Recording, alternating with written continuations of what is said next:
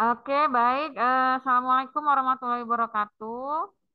Jadi kita hari ini kelas hukum pidana online ya. Kenapa? Karena memang ada ternyata satu kelas online kita yang belum terpenuhi, ya kan? Ibu kan waktu itu tatap muka aja Ibu buat yang minggu lalu ya.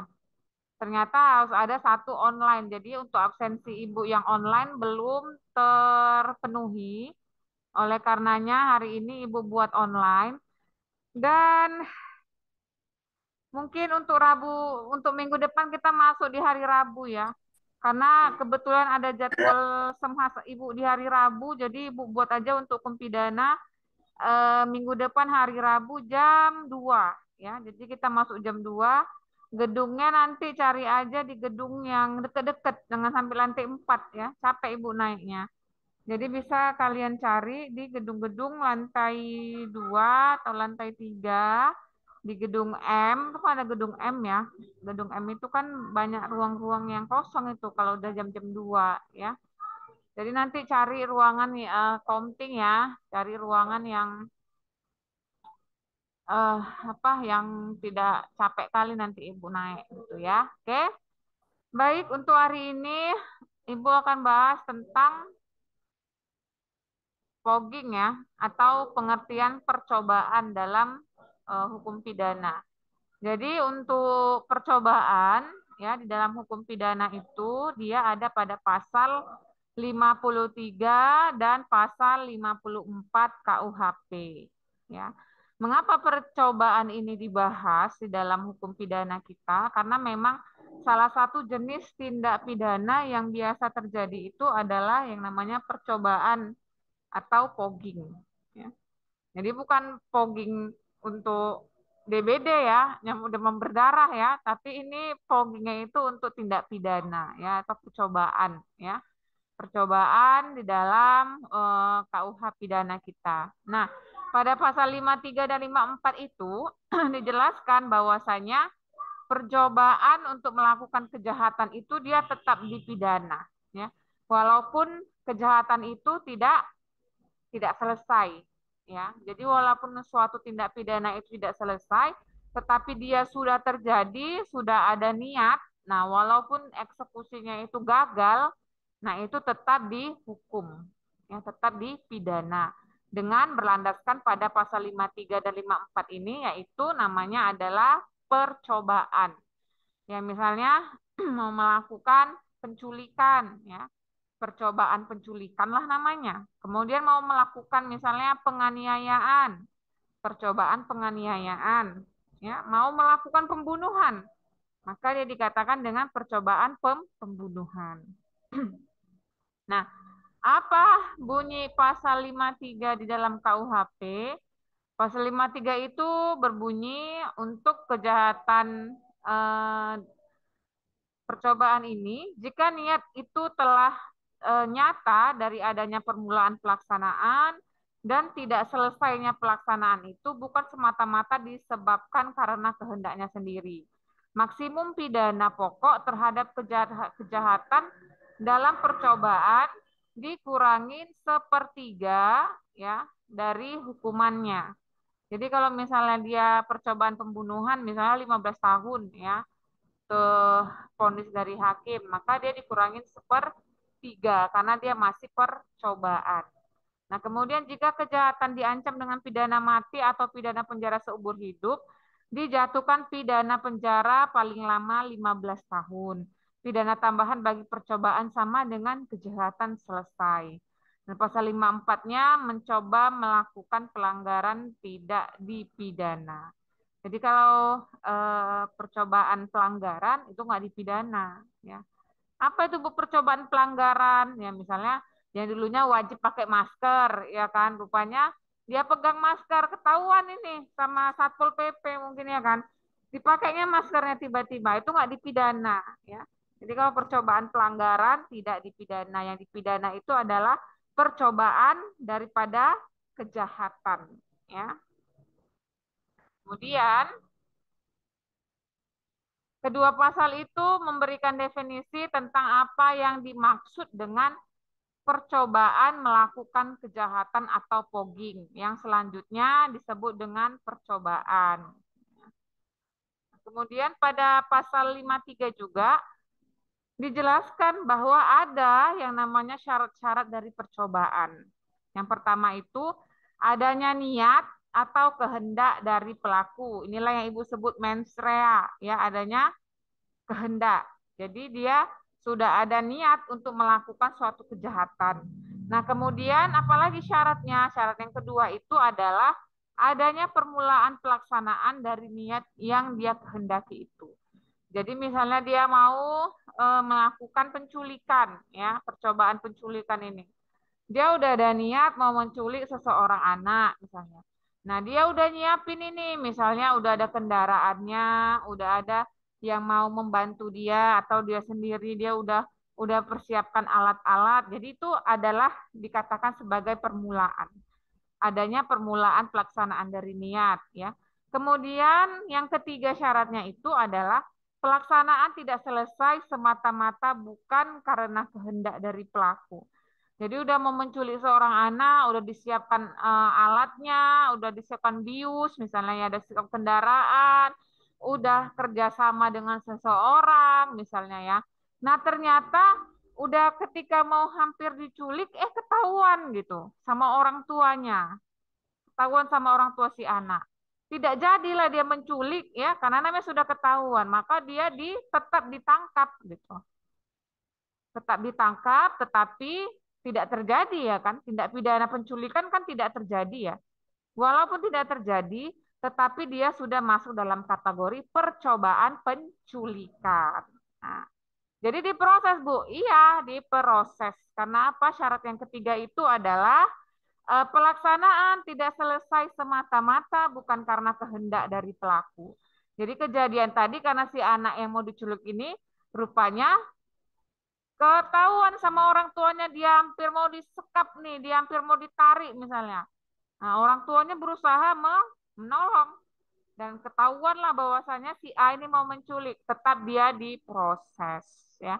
Walaupun aktus reusnya ya tindak pidananya itu tidak selesai, tetapi karena sudah ada kehendak, karena sudah ada persiapan alat kendaraan dan segala macam, kemudian juga kejadian tersebut bukan karena niat si pelaku mau berusaha untuk menghindari kejahatan tersebut karena adanya apa namanya pengetahuan dari orang tua si anak, maka dia diproses ya.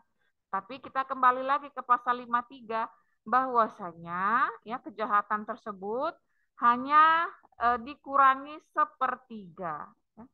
Dikurangi sepertiga dari hukuman. Misalnya penculikan berapa tahun tuh vonisnya? 10 tahun misalnya. Nah, 10 tahun itu karena dia percobaan ya, maka dia dikurangin sepertiga dari 10 tahun itu. Gitu ya. Jadi tetap percobaan terhadap tindak pidana itu tetap diproses secara hukum. Masuk penyidikan, Bu? Masuk. Masuk tuntutan, Bu? Iya. Kemudian pengadilan ya tetap diproses sebagaimana dengan kejahatan penculikan yang memang benar-benar terjadi. Nah, jadi itu dia ya untuk masalah dari pugging ini, percobaan. Ya, semua percobaan pencurian misalnya kan ada seseorang yang mau mencuri kereta atau kendaraan atau mobil ya. Rupanya ketahuan sama si pemilik. Nah, dia tetap diproses, Bu. Iya, tetap diproses dengan tindak pidananya itu adalah pogging atau percobaan. Nah, jadi makanya yang namanya kejahatan itu jangan sempatlah bisa eh, dilakukan ya dengan sadar, dengan apa dan itu ketahuan itu tetap diproses. Jadi kalau dia babak belur Bu, dia mau curi HP misalnya ketahuan dia babak belur, habis dihakimi massa dibawa ke Polres itu tetap diproses gitu. Dengan tuduhan percobaan pencurian. Hanya saja ya kan kita kan sudah ada yang namanya sekarang restoratif justice ya di mana-mana di segala lini ya. Kalau dulu kan baru hukum perlindungan anak saja yang di RG ya. Sekarang untuk apa namanya hal-hal yang berkaitan dengan hukuman-hukuman di bawah 5 tahun atau di bawah 7 tahun itu bisa dia di restoratif justice-kan di tingkat penyidikan. Jadi kalau misalnya adalah pencurian, kita katakan nggak usah berat ya, pencurian handphone ya atau pencurian dompet ya, misalnya lagi marak-maraknya ya pencurian dompet, ketahuan digebuk massa, dia dibawa ke kantor, itu bisa didamaikan Bu, bisa.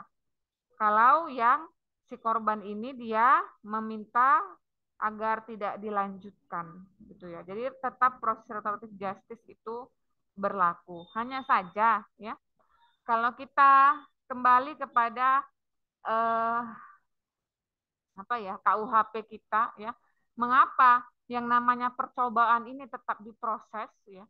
Karena memang kalau seseorang yang sudah pernah atau sudah mau melakukan kejahatan atau tindak pidana, biasanya itu akan mengulang gitu ya. Walaupun nggak selesai, misalnya kayak pencurian tadi, nggak selesai, dimaafkan misalnya ya kan. Nah, nanti suatu saat dia bisa mengulang lagi. Makanya kalau dalam hukum Islam, orang-orang yang mencuri itu kan dipotong tangan ya. Misalnya tangan kanannya itu mencuri ya dipotong gitu. Kenapa? Karena memang yang namanya tindak pidana, khususnya adalah pencurian, ya, itu bisa menjadi terbiasa atau kita katakan residivis, ya. Bisa dikatakan residivis. Jadi memang mengapa tindak pidana percobaan atau fogging ini tetap diproses secara hukum agar ya agar pelaku-pelakunya ini bisa dia diberikan efek jerah ya. Jadi memang tetap di dalam KUHP pada pasal 53 juga memberikan keringanan dikurangi sepertiga. Ya walaupun dia percobaan pencurian, ya kan? Agar ada timbul efek jerah, agar ada timbul rasa takut kalau mau melakukannya lagi, ya. Nah, penipuan misalnya, penipuan kan sekarang banyak ya, apalagi misalnya di dalam kasus-kasus online ya, seperti misalnya penipuan penjualan baju, misalnya baju online. Nanti orang sudah transfer, ternyata barangnya nggak datang gitu. Itu kan udah kejahatan ya. Nah, kalau itu nggak diproses, sebenarnya nanti bisa dia buat lagi gitu kejahatan itu. Jadi sebenarnya hukum itu, kenapa dia memberikan sanksi, ya seperti pada pasal 53 ini juga, fogging ya, percobaan. Kenapa dia diproses secara hukum? Karena memang ini adalah salah satu hukuman yang diberikan oleh negara agar penjahat-penjahat ini, walaupun dia melakukan percobaan, dia itu punya rasa insaf gitu ya, punya rasa takut untuk mau mengulanginya lagi. Ya walaupun kategorinya itu adalah percobaan ya atau percobaan dalam tindak pidana. Ya. Tetap diproses gitu. Kenapa? Karena dia sudah ada niat ya, niat di dalam hatinya untuk melakukan kejahatan. Kalau sudah ada niat itu berarti setahap lagi dia akan mengeksekusi.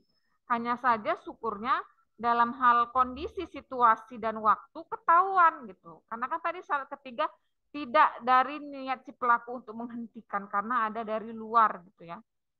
Nah, situasinya dia ternyata ketahuan gitu mau melakukan pencurian.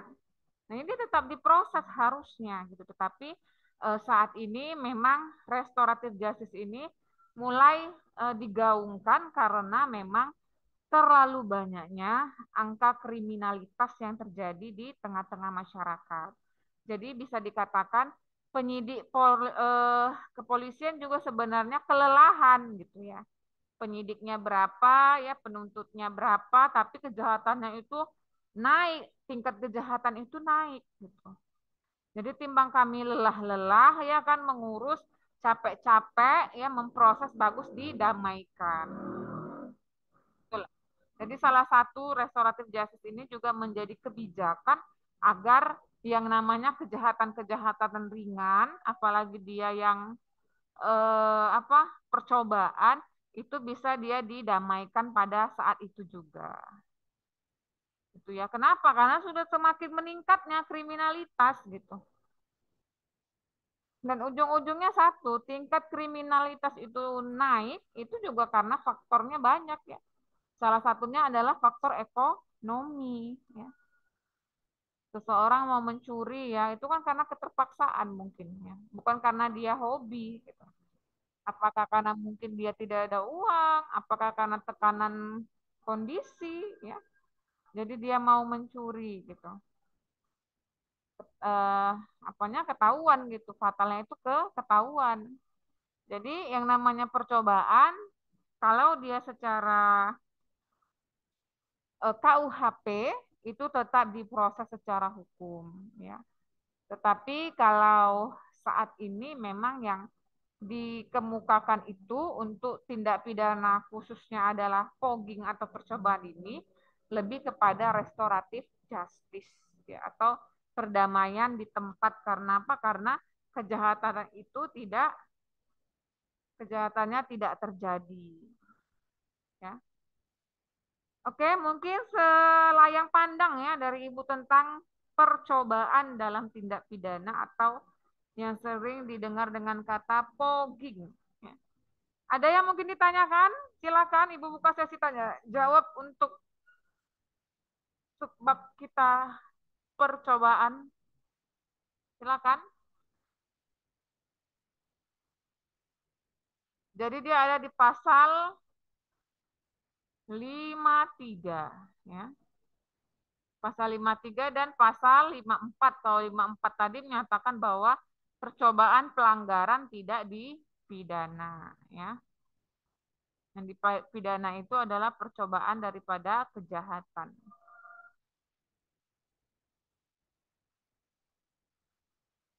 Jadi kalau kalian baca buku sebenarnya itu ada banyak ya contoh-contoh case-nya ya.